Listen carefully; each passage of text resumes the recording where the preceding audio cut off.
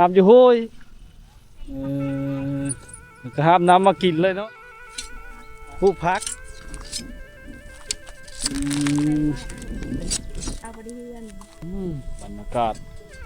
ยามค่ำๆนะมันเยอะอัดไว้เนาะเอาขนมมาขนมกับมี่เด้อไปโลกินเด้อน้ำโชคพี่น้องไปแล้วพี่น้องโชค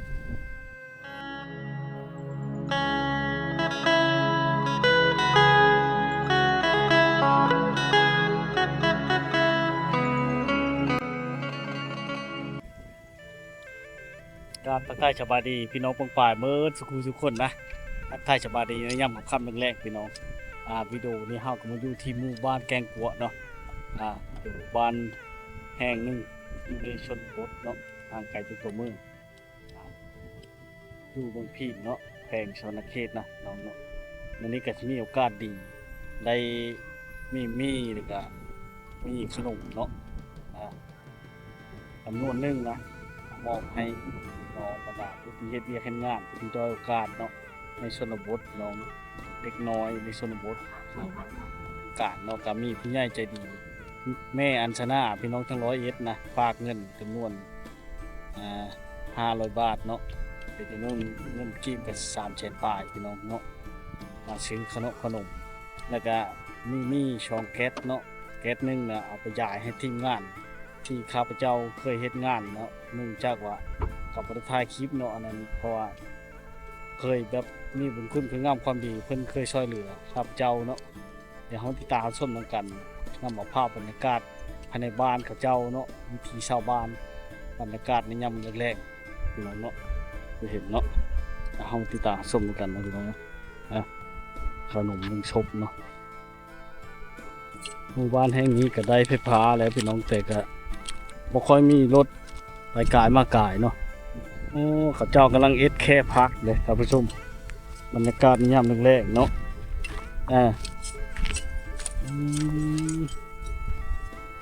เห็นช่องสาวเขาเจ้าเฮ็ดแค่พักสบายดีนั่งเฮ็ดมาหลายมื้อเลยจิปุ๊ยังเนี่ยปุ๊พักดูขยันดีเนาะคือสิแล้วเข้าแล้วน้ำมาแล้วดูการนี่เนาะได้หลายป่ะปีนี้ไม่ได้หลายไปเลยไหนไผ่ป้าใช่ไหมนี่เนาะเอามาแต่ป้าพุ่นบ่แคมเซ่บ่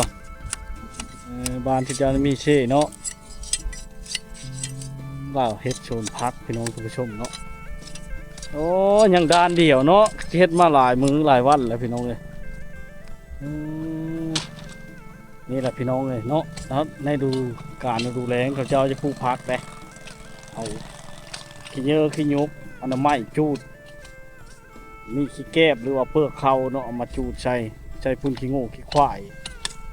ก็เป็นยำหนึ่งแรกพี่น้องเลยเฮ็ด2พี่น้องเลยเนาะขอท้ายเด้อจักคนอันเด็กน้อยในเฮือนเดี๋ยวนี้ประมาณ5 คนบ่มีอย่างจะเฮ้อเด้อนี่กะเอามีเนาะให้ผู้น้อยนี่เอาก็ได้ละ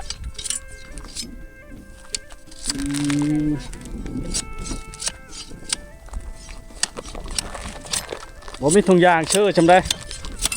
บ้าก็ได้ขนมกับมีถุงยางเชื่อจ้ะการเนี่ยมันค่ำเลยเนาะเลิกงานมากกะคุณลูกปุ๊บปั๊บเมื่อก่อนก็เข้าบ้านนาตาห่อกับบริคอยมาเว่บ้านเฮาไปการมากายเนาะชุกอลีพี่น้องมาเห็นคนขยันเนาะอยู่บ้านในชนบท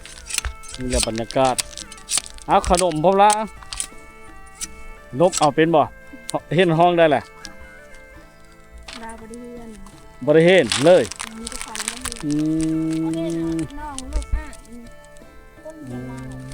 โดยเจ้าเห็นห้องเลยใช่ห้องวันหนึ่งแล้วเข้าไม่อีกอายุจะปีเลยใช่14 ปีเข้าไม่อีกย่า2 ปีแล้ว น้องเฮ็ดไก่บ่บ้านเฮานี่ คนอยู่บางเองมาจะซ้ำ จัดสรรบ้านแกะพุ่นนะว้าไปเฮ็ดอยู่พุ่นบ่นี่ เนี่ย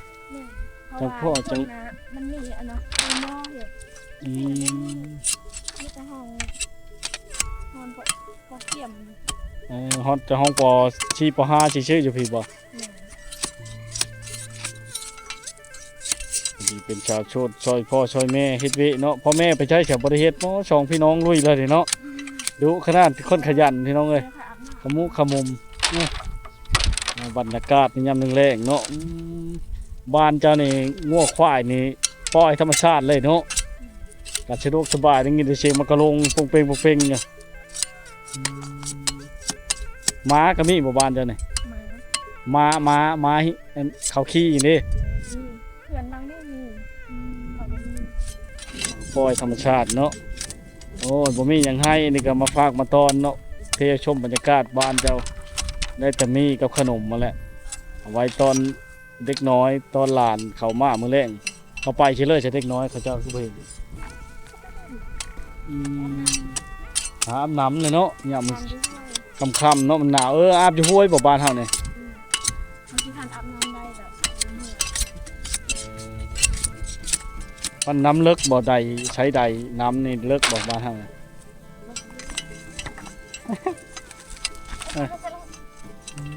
พี่น้องเนาะมาเห็นพี่น้องเขาขยันนั่นเลยอันนี้ก็น่าให้ได้พี่น้องเลยเนาะขนมก็ได้ชิเฮ็ดโชนเนี่ยนี่เฮ็ดโชนเนี่ยปลูกพักในฤดูแล้งที่ชื่อบ่โอ้เฮ็ดดีปานในฤดูฝนก็ได้เด้อเนาะ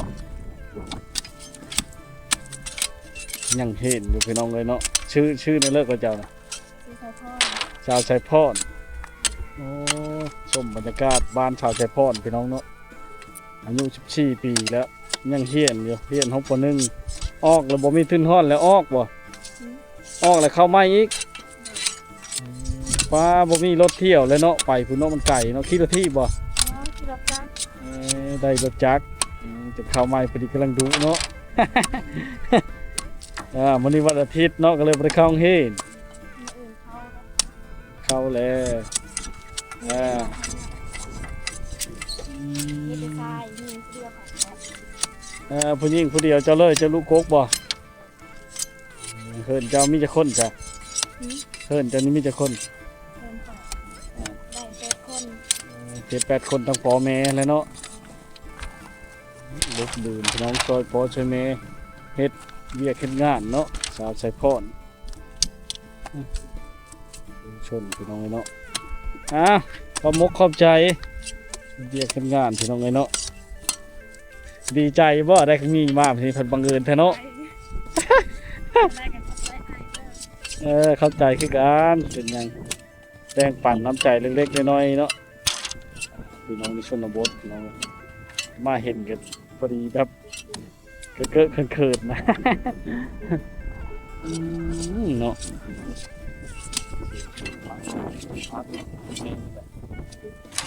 เนี่ยผมคำ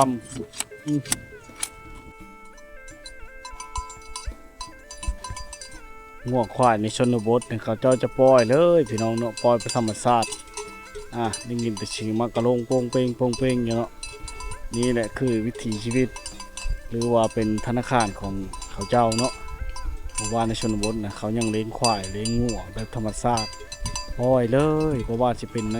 ยามฤดูแล้งหรือในยามฤดูฝนเนาะหมู่บ้านแห้งนี่เขาเลี้ยงควายเป็นประจำเนาะยังใช้วิถีชีวิตแบบดั้งเดิมนะท่านผู้ชมเนาะตุยโป่งตุยพี่น้องเนาะบรรยากาศในยามแรงๆเป็นวัดเป็นไอแล้วพี่น้องเนี่ยทางนี้แห้งคักโอ้โตเทิกช้ำพี่น้องเลยโตเทิกท่านผู้ชมเนาะอันนี้คือบอนเขาใส่เกลือได้นี่พี่น้องเนาะเป็นเขาใส่เกลือเพื่อให้มันมาเลี่ยเนาะยามงัวควายเขาเจ้าจะบ่ไปไก่มันได้กลิ่นนั่นเนาะมันได้กลิ่นเกลือนั่นนะมันได้กลิ่นเข้ม โอ้ตัวเทิกบักใหญ่พี่น้องสองตัวเล่นเลยเนาะงามมาเลยควายตัวยาวนี่ควายดำเนาะมีทั้งควายดำและควายดอนอันนี้จะเป็นควายดำเนาะเนาะบรรยากาศยามค่ำๆนะมันเยอะเลยเยอะเกินเลยเอามานั่เลยพี่น้องนั่เลยมันเยอะเกินเนาะโอ้ผีงามขนาดลุ้นๆอยู่พี่น้องเลยเนาะจบตัวนั้นก็ได้ควายดอนตัวพี่น้องเนาะบรรยากาศเห็นทางคุณกับควายดอนโอ้โหต้นไม้ก็ยังหลายได้เขตนี้นะหมู่บ้านแห่งนี้ยังหลายเนาะยังหลายอยู่พี่น้องเลยเนี่ยมันกินเกลืออะไรบอลมันเคยได้กินมันเลี่ยได้กินแล้วพี่น้องเลยเนาะบรรยากาศยามค่ำพี่น้องเลยน้องลายบอลเนาะมามันเลยกับพลชีพพอได้นิดนึงนะพี่น้องเนาะพอมาฮอดมาถึงเลยลักๆลีหมู่บ้านนี่เนาะเขาเจ้าใช้รถจักรในการชันโซนเนาะหรือรถไถนานะพี่น้องเนาะเขตนี้นี่มันเป็นทางแดงธรรมดาเนาะยามแรงนี่ก็พอไปพอมาเนาะพอไปมาได้อยู่สะดวกสบายพี่น้องเนาะถ้าในยามฤดูฝนนี่ก็ชียุ่งยากแน่เนาะชียุ่งยากเลยนะน้องเนาะเส้นทางนี้จะออกไปชูนทางลงไปเมืองพีนเนาะน้องเนาะเส้นทางตัวนี้จะไปพูนไปบ้านนาตาห่อบ้านอีฉังบ้านเกะบ้านเกะบ้านอันนั้นนี่แหละบ้านบกพูนแหละไปฮอดอันนู้นวิเลาะวิไลไกลพูนแหละพี่น้องชัดเอาตังหวานถ่ายเนาะเมืองชลบุรีเนาะแต่ก็เส้นทางนี้ต้องได้ข้ามเช่ชองบอนพี่น้องข้ามบักชองบอนนี่ถ้าฤดูฝนนี่ไปบ่ได้เนาะข้ามเช่ไปพื้นไปบ่ได้พี่น้องได้แต่ในฤดูแล้งเนาะเฮาติดตามส้มกันเนาะบ้านเจ้านี่ก็เป็นบ้านหนึ่ง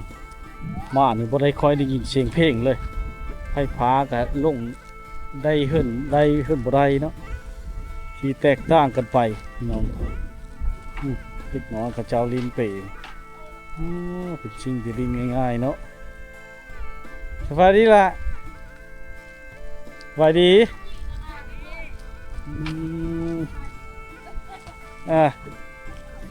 โอ้อากาศหนาวเนาะเห็นเกลือกันยากเนาะมีไปเลยได้หนาววะล่ะเข้าห้องเฮ็ดแล้ววะเนี่ยไม่ได้เข้าป่ะไม่ได้เข้าข้าวบอลลูนบ่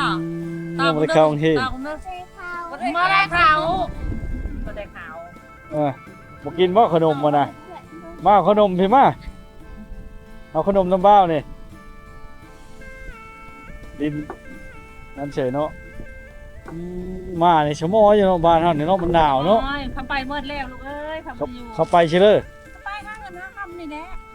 งั้นนะข้ามไปใช้ประเทศไทยเพิ่นบ่ไทยเส้นนั่ง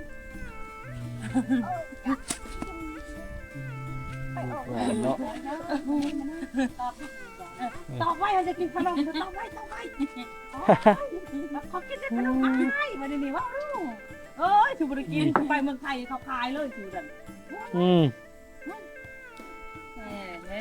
อยู่ในบ้านตาให้นี้เขามาเฮ็ดงานอยู่นี่บังเอิญได้โอกาสแต่ก็มาแจกขนมให้เด็กน้อยเขาจะเพิ่นผู้ใหญ่ใจดีพี่น้องขอมา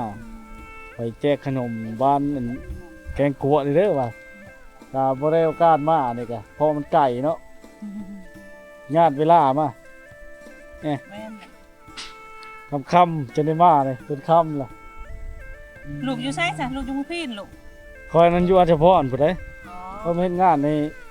บ้านเฮานี่แหละ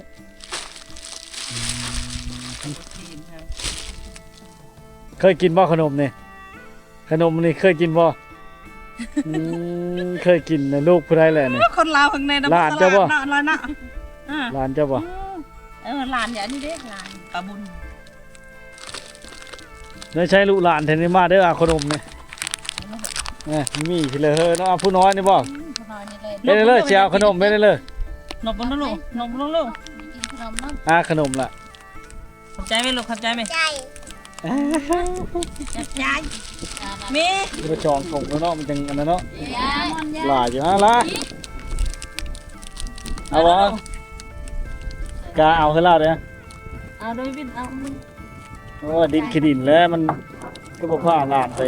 นั่นเนาะ โอ้ยเขาอาบกินนี่โดน อาบแล้วก็มาลิงขี้ดินอีก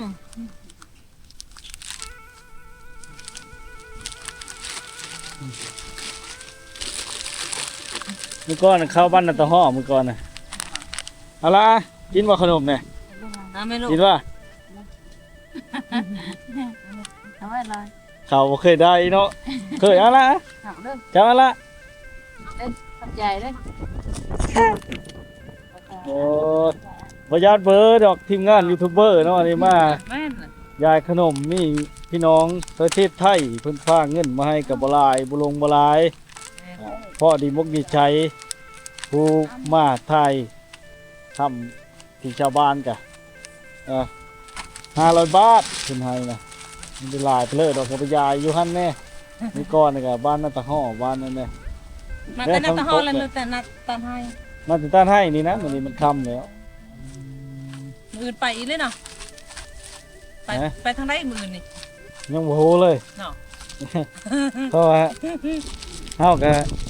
มาเฮ็ดงานเลิกงานแล้วก็ไปนะบังเอิญได้โอกาสแล้วก็มาเลยแต่ก็ไปการมากายอยู่นี่นะเอาบ่ได้ค่อยแว่บ้านแกกลัวน่ะเลยได้โอกาสแล้วก็ลงมาล่าทางนั้นก็ดังไฟผีเนาะเนาะโอ้เขาไปไทยมาเลยเนาะผู้แช่ผู้ชายเนาะเยอะเลยเนาะ บ่ได้เจอเขาเนาะถ้าเขาสูบกอกได้บักใหญ่คักเลยเนาะสูบกอก ชุก็คือการบอกบ้านเฮานี่กะนี่ มานี่เราบ่สูบเราสูบกอก ทุกน้ำกินพระเจ้าเด้อนี่พี่น้องแค่พักกับเจ้าชนพักนี่มันจะเป็นเช็ดก็ได้นี่พี่น้องเขาจะเฮ็ดชุมๆมานี่เนาะเพื่อกันซัดมันขึ้นผักบัวผักหอมพอได้กินแก้ไขในครอบครัวเนาะฤดูแล้งฤดูฝนก็ปูได้ยังบ่มีเฮ็ดครัวบ่นี่สบายดีนางยังบ่ได้เฮ็ดครัวบ่ฮะโอ้นึ่งอีซั่นน่ะนึ่งข้าวมาได้เฮ็ดหลังใหญ่เนาะเจ้าเนาะเฮ็ดเจ้าบ่ได้ยังบ่ทันได้แล้วคักเนาะมาขึ้นอยู่เรียบร้อยบ่ขึ้นเฮิดนี่ขึ้นอยู่เรียบร้อยขึ้นบ้านใหม่นี่นะเขาหมายเขาเว้าบ่ฮู้บ่ขึ้นอยู่แบบอยู่เรียบร้อยเป็นหยังอะนะน้องชาวบ่เนี่ยผู้ได้ขนมเนี่ยฮะน้องชาวบ่เนี่ย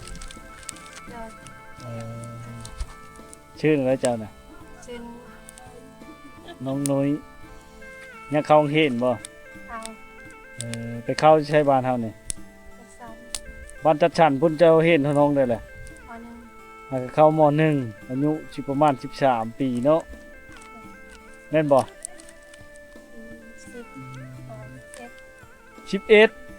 11 ปีห้องม.1โอเก่งอีหลีเนาะโอ้ยกำลังดูนึ่งข้าวทาพ่อแม่มาเนาะได้แล้วบ่ได้กินแรงนะได้กินแรงได้แหละได้พี่ช้างได้พี่ช้างมึงกินแรงแนวกินแรงนี่นะกินข้าวมื้อแรงนี่ได้จังเนี่ยกินต้มผักต้มผักเนาะโอ้บ่มีเฮาแนวข้างเนาะมาล่ำแล้วสาวนั่งเลยยากแล้วเมื่อเขาจะนี่จักรถบ่เลยชุกได้อายขึ้นเลยเด้เนาะพื้นก็บ่ทันมีช้ำหากก็ขึ้นบ่ขึ้นจังนี่นะขึ้นแต่โดนตบแล้วขอเฮ็ดเฮิรนแล้วก็เลยบ่ทันได้มีทุนเฮ็ดเฮิรนครัวบ่ยังบ่ทันได้เอ็ดเนาะได้โอกาสพ่อแม่ไปสิเลยจะไปเฮ็ดงานบ่ไปเฮ็ดงานกินได้ไหมล่ะขนมน่ะดีใจบ่บ่าวให้ขนมดีใจบ่มีย่านเบอร์ดอกบ้ามีเชื่อไปจังนะ เอาขนมมาแจกเขาได้โอกาสมา กายไปกับมาบ้านที่เดียวนี่มีจักราคาบ้านเฮานี่ประมาณน่ะก็ได้รู้บ่ ประมาณนี้ 5-60นี่บ่5-60หลังคาบ่หลังคาเฮือนแน่เขาเจ้าหนาวเนาะมาเรื่อยๆแล้วบาดนี้แกะเราได้นะเรากินเป็นในผู้ทั้งหลังนี่ เดี๋ยวนี้เก็บบอก เรากินบ่ได้เราบ่เป็นกินนะ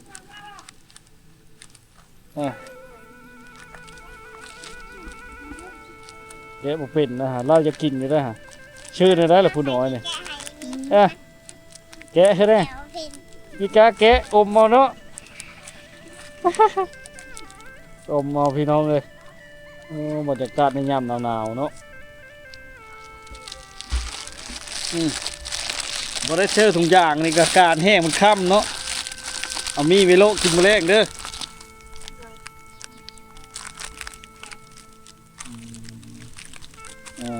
โอ้เอามีไว้โลกินมื้อแรงดีได้แน่กินแรงพี่น้องเลยว่าเราว่าสิต้มผักสิโลผักเนาะผักบ่ได้สิได้ผักได้ผักมาแต่หน้าบ่อยู่ในโฉน อยู่ในสวน อยู่ในโฉนโฉนเจ้าอยู่พุ่นบ่ต้มผักเนาะพอดีได้ในอยู่ได้กินมื้อแรกโอ้ไปเฮ็ดไก่ลีเนาะบ้านที่เจ้ามันบ่มีหยังเฮ็ดเนาะยากเนาะลำบากพี่น้องเอ้ยอันนี้น้องสาวบ่น้องสาวเจ้าบ่นี่ผู้นี้นี่ผู้ไก่เจ้านี่นะมีแม่นคนละเฮิรนบ่แม่นเป็นแม่เฒ่าพี่น้องเดียวโอ้พี่น้องเลยเนาะกำลังเฮ็ดอายุ11 ปีจะห้องม.1เนาะนี่ขโมงพี่น้องเลยคาดนี่ชั้นแรงเอ็ดเรียกเจ้าช้ามันจะชุกหรือว่าละใครพวกนู้นน่ะบ่มีข้าวเย็นช้ำ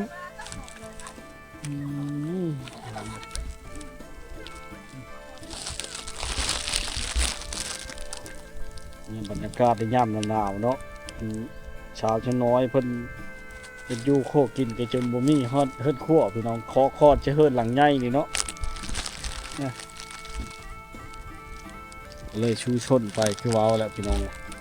เราต้องทิ้นกันบ่คือกันเนาะนี่ก็ถือว่าได้มีหลายเติบแล้วผู้ปัญญาของชาวบ้านเขาเจ้าเฮ็ดแค่พักเนาะแค่บุงบ่อนเฮ็ดทานแน่พอได้ดังพี่น้องเนาะใช้ชูๆไปนี้มันได้ประโยชน์พักหญ้าคาขิงสัตว์เลี้ยงเขาเจ้าจะกินบ่ได้เนาะนั่นเจ้ามันอยู่สูงเนาะพี่น้องนะเนาะ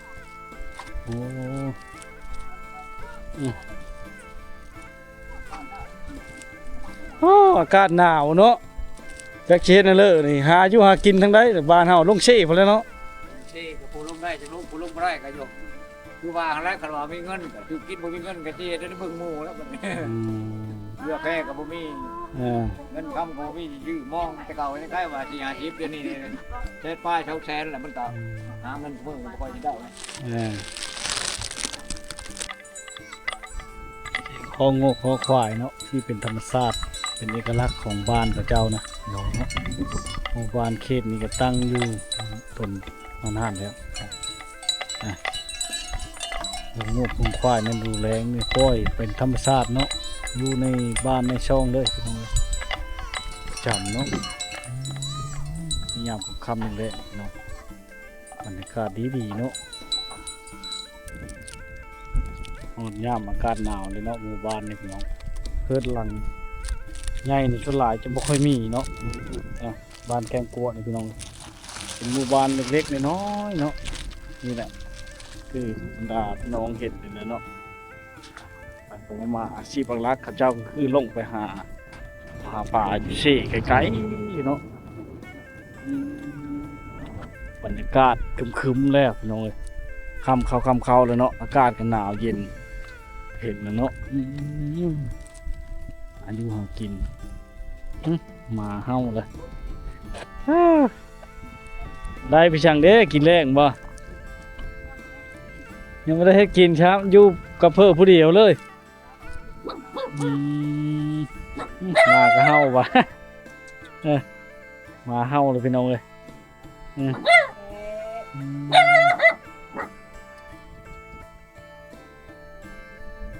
หนาวเนาะเขตทุกเจ้าเนี่ยก็เนาะยามนี่เนาะ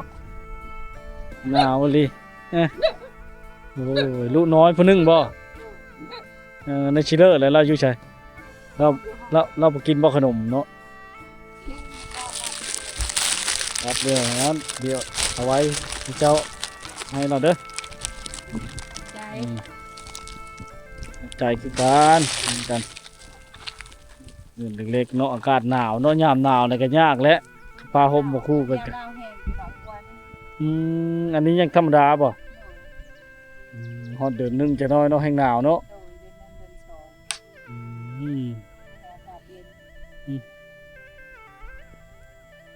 โอ้ค่อยมีคนอยู่เนาะช่วงนี้เนาะ โดยจาก ค่ำปานนี้แล้วก็ บ้านคนละคนค่ะ ไปหาเงินอยู่ไสเขาหาเงินอยู่ไสแถวบ้านเฮานี่ส่วนหลาย เหลือผู้ละคนแบบนี้ เออ ตัวผู้หญิงไปหาเห็ดเดีย ไปไทยพุ่นแหล้วเนาะไปบ่ โดยไปคนละคนไป ส่วนหลายไปประเทศไทยเนาะโอ้ยเฮ็ดบัตรเฮ็ดเบอร์ก็บ่ง่ายเด้อกะเออเนาะบ้าน้อยเนาะเอามีหยังอันนี้ได้ไฟฟ้านะคือว่ามีแต่บางเฮิรนบ่ บางเหือนนี่บางเหือนบ่ได้เอาเขา เออ หากมาปีนี้หลักตัวสูงเนาะ เอ หลักตัว อ ต่ำเนี่ยมาตะขานี่ปีหลังนี้ ไฟฟ้านี่ได้ โดยอันนี้หากมาปีนี้ อื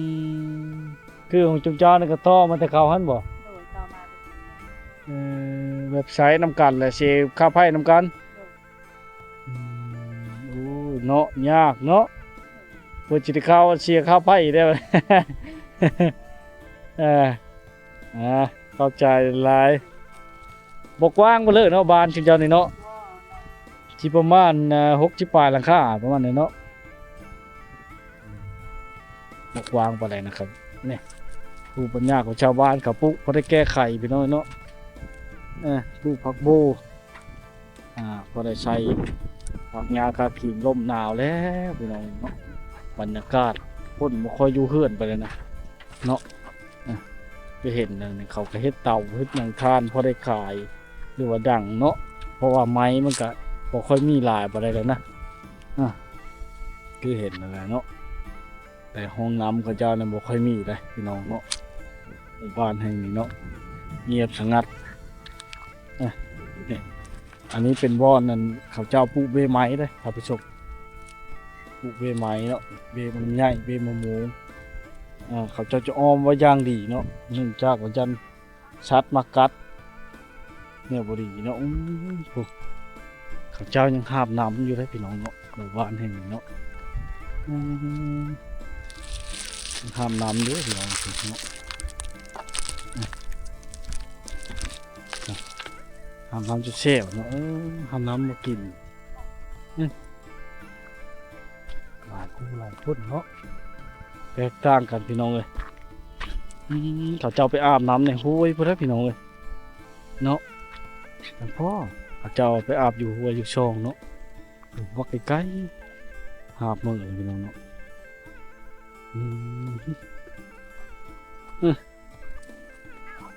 คือสีหนาวเนาะมันมีเช่บ่อยู่ลุ่มพุ่นน่ะไปอาบน้ำในเช่พุ่นบ่หรือว่าโฮยบ่อาบอยู่โฮยก็อาบน้ำมากินเลยเนาะน้ำมากินมาใช้พี่น้องบักไก่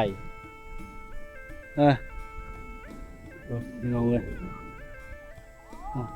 เป็นวิถีชีวิตดั้งเดิมเนาะค่ำๆเลยพระเจ้าจะลงอาบน้ำอยู่เซ่พุ่นอยู่เซ่อยู่โฮยเนาะเจ้าได้ชาวบ้านลงอาบบ่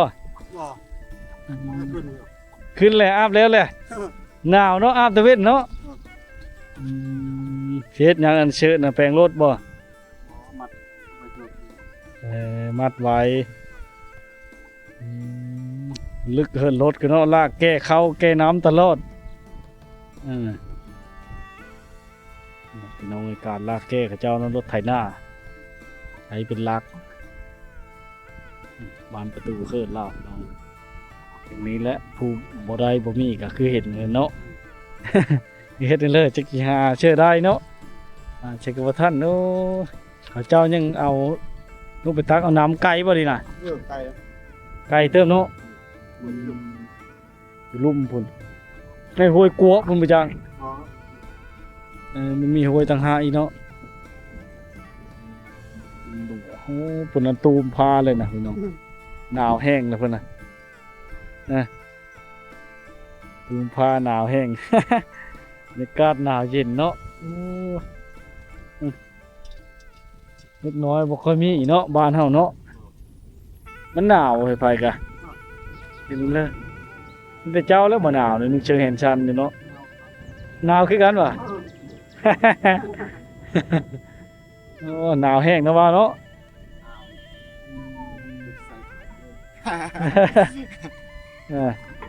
ตูมผ้าห่มแล้วหาลูกชุบฉาวเนาะ โอ้บรรยากาศหนาวๆเนี่ยพี่น้องไอ้นอนน้ำผู้สาวเนาะพี่ข้างเนาะ เป็นบรรยากาศในยามแรงๆพี่น้องเนาะโอ้อากาศหนาวเย็นและบางพี่น้องก็ไล่งัวไล่ควายเข้าแรงเด้เพื่อเอาขี้มันเนาะเอาขี้เอาไว้เฮ็ดพุ่นหอกในจังต่างๆเนาะ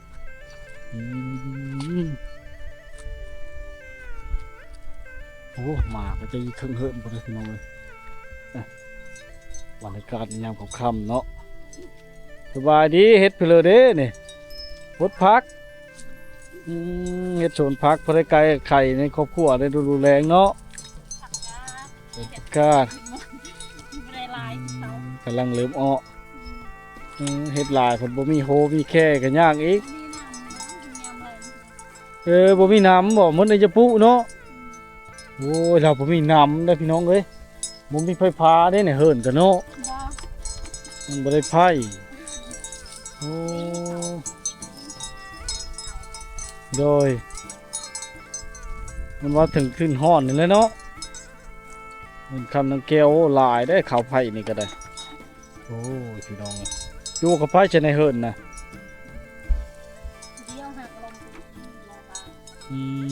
ดูกับมันครอบครัวเนาะลูกจะคนจ้ะลูก3 คนยังน้อยบ่3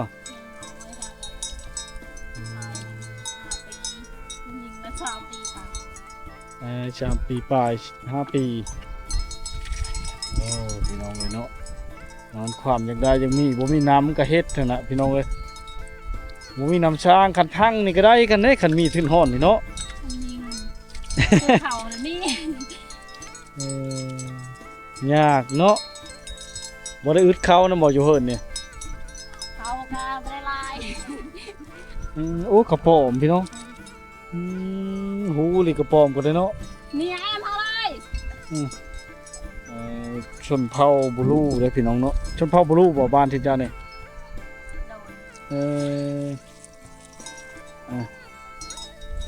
มาโทนี่เขาเอิ้นมาโทกันบ่โดยมาโทคือกันเนาะปักกาดได้จ้ะอะไรทางว้าเนี่ยเข้าใจดีเลยเนาะเหล่าพุทธมุขมุมพี่น้องลูก3 คนเนาะเอ็มละเอ็มเลย ลูกกระไฮเลยไปชิลเลอร์แล้วเนาะก่อนลูกก็ให้แม่จะฮอดบ้าน แม่พระเจ้าฮดพักโอ้ยขมุกขมุมอยู่เนาะมาล่ำบ่มีอย่างให้เอาขนมขึ้นไปต้อนลูกเด้อ ขับใจ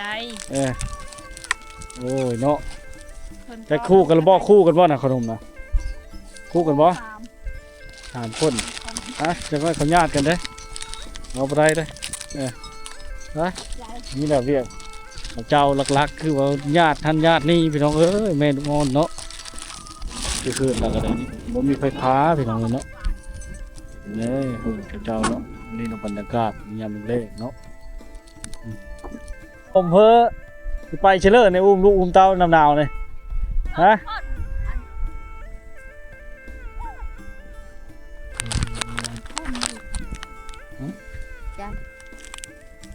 ลูกเป็นวัดที่น้องเป็นโทษแล้วเฮา ยายขนมให้สิพากันไปใช่ไหมหนาวเนี่ย ได้ลูกไหมบ่ได้จักเดินเลยนะ 3 เดือน ได้ชามเดินเนาะดีเอาไผ่อืมโอ้เขาลงไปตักน้ำอยู่พุ่นหมดบ่ชนหลายคือเห็นเขาห้ามมาเยอะๆทางนั้นตักอยู่ในห้วยบริเวณในช้างบ่อยู่ในห้วยมันเป็นน้ำลิ้นบ่น้ำบ่อนะความหมาย น้ำปัก น้ำก๊อกเขาโยมน้ำช้างก๊อกอันเขาเอาขึ้นมากินนี่ได้โอ้ยเนาะหนาวๆผ้าลูกเมื่อปิงไผ่ไปแล้วลูกผ้าห่มไปแล้วเนาะ บรรยากาศหนาวๆพี่น้อง ไป เลย ผู้เพื่อน ฮะ ไปผู้เพื่อน ก็ย่างเลาะไปนี่แหละบ่เห็นคนเลยย่าไปเลยอ่าเงียบสงบอยู่บ้านเจ้านี่เนาะทุกหลายไผก็บ่ค่อยอยู่เฮิรนเนาะโอ้รถไถชิงพี่น้องฟุกไปสุดยอดเลยใช้ในการลากแก้รถไถวิ่งไว้ครับน้องเนาะโอ้นี่เราบรรยากาศในยามค่ำๆเนาะเนาะหมูเธอบักง่ายกันยังกินนมอยู่พี่น้องเนาะบรรยากาศค่ำแล้วพี่น้องอากาศหนาวจริงเนาะหมอกเขาอาจจะเจ้ากันเริ่มเอามาพุก็มีนะ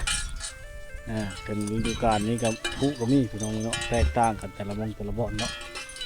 บรรยากาศในยามค่ำ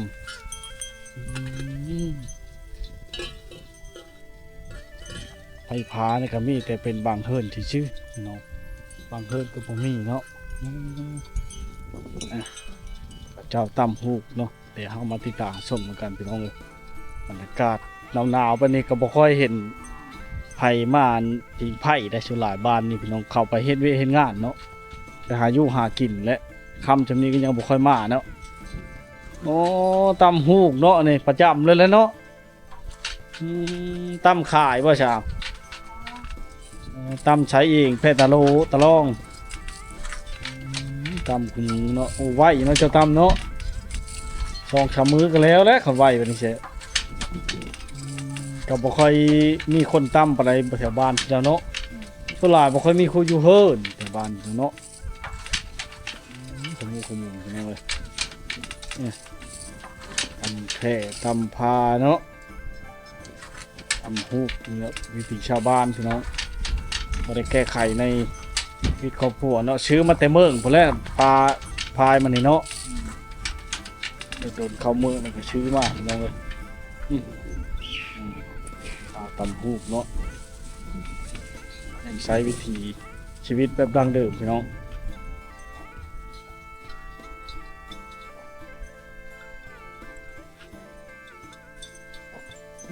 มาก็กินนมน้ำพี่น้องเลยนี่มาก็กินนมน้ำเลยโอ้เดี๋ยวหาเบิ้งหาชมได้ยากเนาะมากินนมน้ำพร้อมเนี่ยอากาศหนาวเนาะนี่แหละถือว่าเราพอดีไม่ค่อยเห็นเลยพี่น้องเลย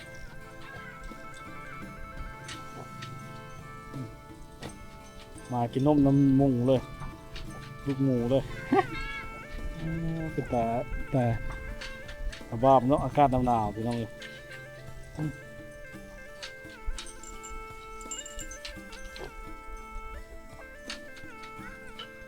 บรรยากาศนี่ยามค่ำๆเนาะอากาศมันเย็นนะอากาศมันเย็นพี่น้องเลยเนาะชุดหลายไม่ค่อยมีห้องน้ำเลยบ้านนั่นแกงกวดเนาะมันกินนมพี่น้องตื่นช้ำเป็นตะแพงหมูลุยอยู่พี่น้องเนาะไปแล้วดีเลยพี่น้องไปไปช้ำ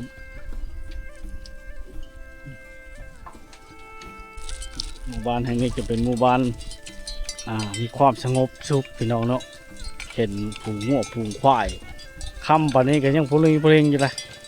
บรรยากาศในยามค่ำเนาะเฮ็ดให้ได้เบิ่งได้ชมได้เห็นเนาะมองทุกวันเนาะ อืมสาวย่างไปเนาะวันนี้ไปใช้ผู้สาวไปหาเบ้บ่เห็นค่ำวันนี้ช้ำวันนี้บ่เห็นเบ้มื้อโอ้สาวไปหาเบ้พี่น้องเอ้ยจักสิเห็นหรือบ่เนาะในวีเด็บถงเลยน้องเนาะ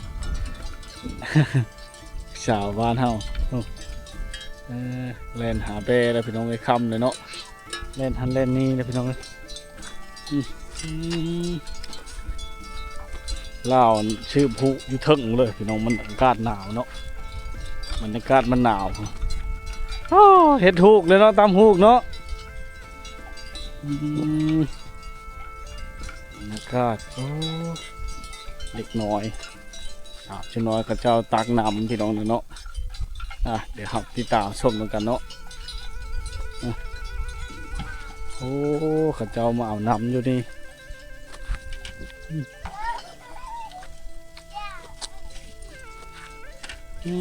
สบายดีละโอ้มาเอาน้ำบ่เอาน้ำไผ่เอาน้ำพี่น้องบ่มาตักเอามาตักคู่มือบ่บ่ได้เข้าห้องเฮ็ดบ่เข้าห้องเฮ็ดแหละห้องป .1 บ่อยู่ห้องป .1 ชื่ออะไรล่ะชื่อเลิกอ่ะดูใส่พี่น้องเลยเนาะสาวในชุดเด็กน้อยในชนบทเนาะเขาเจ้ามาตักน้ำเอาน้ำพี่น้องเฮิร์ดหลังนี้เนี่ยเขาได้ไฟฟ้าเนาะเฮิร์ดจ้ายังไม่ได้ไฟฟ้าป่ะก็แต่เฮิร์ดเขานี้ไปเพราะได้ใช้ชื่อได้น้ำแล้วบ่มีชื่ออะไรเฉพาะนี่นะผู้ชีเชิญชีชมพูชื่ออะไรเราบ่ฮู้ชื่อแล้ววะหมู่กันจิบูเต็มแล้วเด้นี่เนาะผู้ได้สิ5 บาทนี่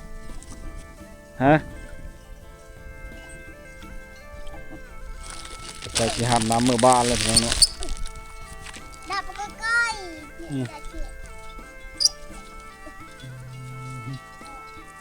น่าจะเปรี้ยหามน้ำเมื่อบ้านหามน้ำเมื่อเฮิร์นเนาะบักนักนะพี่น้องอัดไว้เนาะ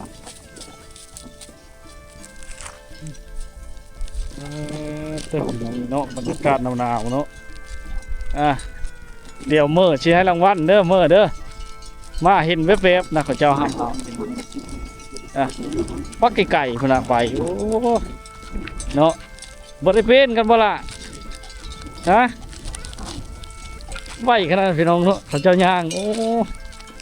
เล็กน้อยในชนบทเขาเจ้าดูดีนะมาเห็นเนาะ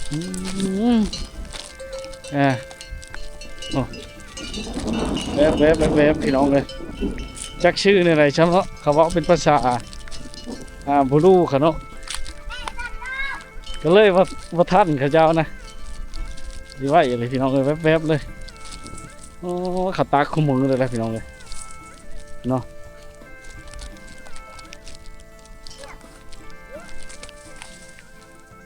เฮ็ดเลยเชียวขึ้นได้ปะเนี่ยเอาเป็นบ่ปะเนี่ยเอาเฮ็ดขึ้นได้บ่โอ้ขึ้นประจำเนาะพี่น้องเนาะพี่น้องเลยเบิ่งได้ตกเลยระวังเลยน้อยเนาะหลักเป็นยิ่งเขาเจ้านี่ใช้ประจำเลยพี่น้องเลยเนาะมาเห็นน้อยเขาเจ้าห้ามนำเนาะดูว่าแถวบ้านเฮานี่บ่ค่อยมีเลยยิ่งน้อยจำนี้ทางน้ำทางในพี่น้องเลยเนาะ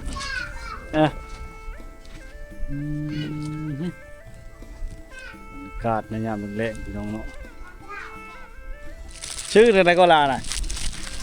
ชื่อลาน่ะชื่ออะไรก็ชื่อเจ้าน่ะอันนั้นวันนี้ด้วยใช่อาวันอาเฟวันอันนั้นอันนั้นเอาขนมมะ ขนมกับมีเด้อไปโลกินเด้อโอ้พี่น้องเนาะเจ้า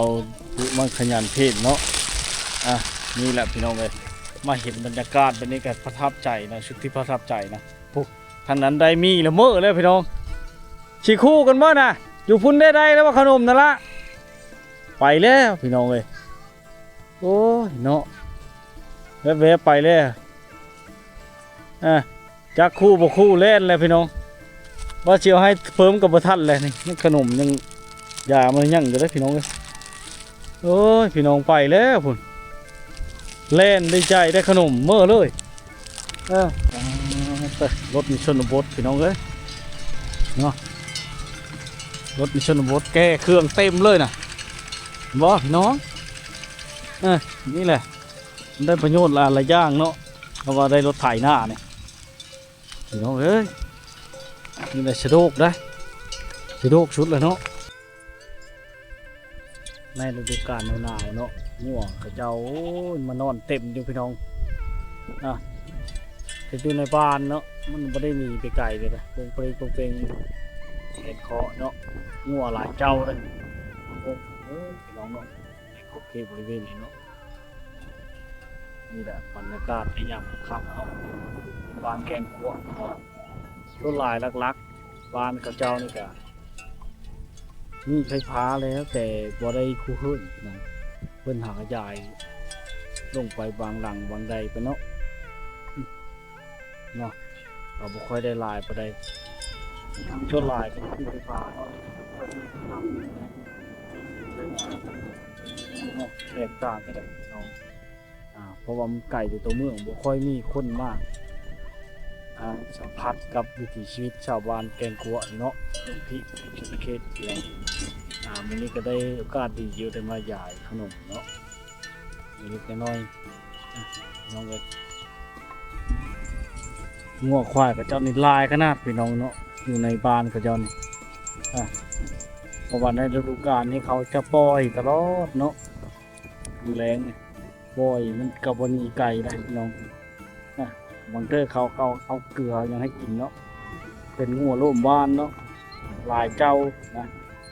เฮิร์นละ2-3 โตเฮิร์นละ3-4 โตมาโฮกเนาะอยู่ภายในกลางบ้านเจ้าประทับใจพี่น้องเนาะเตอร์พี่น้องเอ้ยมากเห็นงูนตกง่ายน้ำโชคเนาะงูช่างพี่น้องอันนี้งูช่างงูเหลิงนะพี่น้องมาหอดคำเลยเห็นงูเนาะน้อง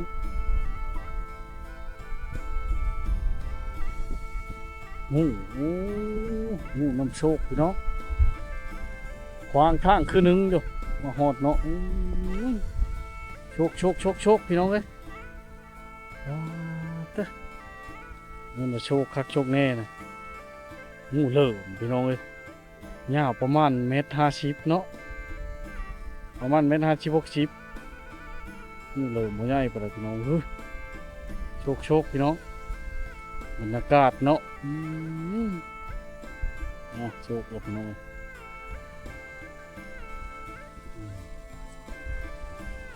โตใหญ่เนาะมันคือบ่ไปเลยพี่น้องพิงวางทางคืนนึงอยู่พี่น้องเลยบรรยากาศในยามหนาวเนาะมันออกมาที่จิเมนออกมาจากข้ามทางมันยุดเลยมาเห็นมาแต่แจกขนมเนาะแม่อัญชนาเพิ่นฝากเงินจำนวน500 บาทเนาะมาให้กับดนตัวแล้วซื้อขนมไปแจกเล็กน้อยนะครับพี่น้องชาวบ้านในชนบทเนาะมาเห็นควางขนึงพี่น้องเลยตัวใหญ่พี่น้องเลยควางขนึงพี่น้องงูเหลือมเนาะมาย่อมไปมันกะพี่น้องเลยเนาะงามไงเนาะเล่นมาจนกายเกือบยันเยียบมันก็เลยนั่นไปนะพี่น้องเนาะโชค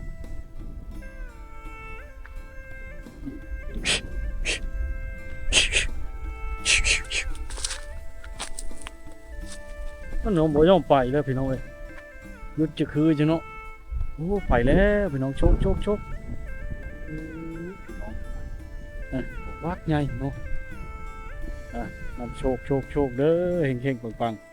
ๆไปแล้วไปแล้ว